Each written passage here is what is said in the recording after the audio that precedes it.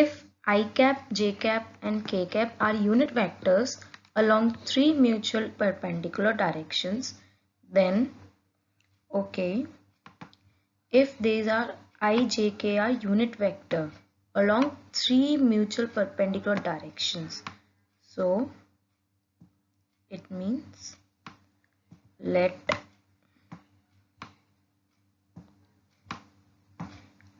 this be I cap and this be j cap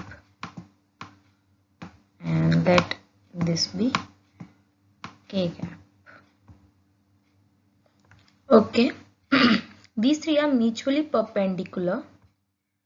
Okay. So if these three are mutually perpendicular, then I cap dot j cap, I cap dot j cap or j cap dot I cap will be equal to 0. Then j cap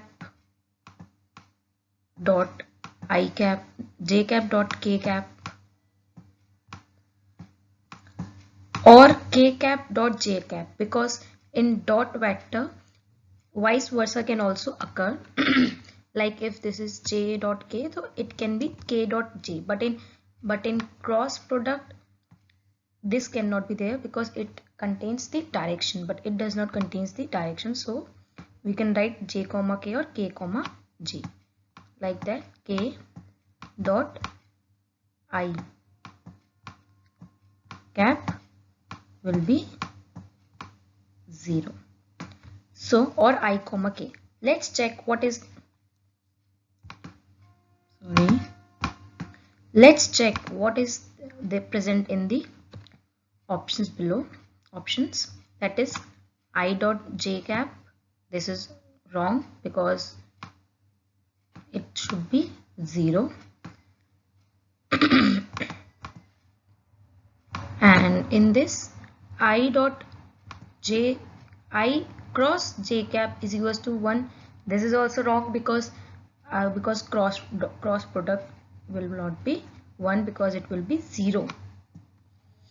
I dot k is equals to 0. Yeah, k dot I is equals to 0. K dot I or I dot k both are same in dot product. So this is the correct answer. Let's check in the next video. Yeah, this is the correct answer. If two vectors are perpendicular, then their scalar product, that is dot product, is 0.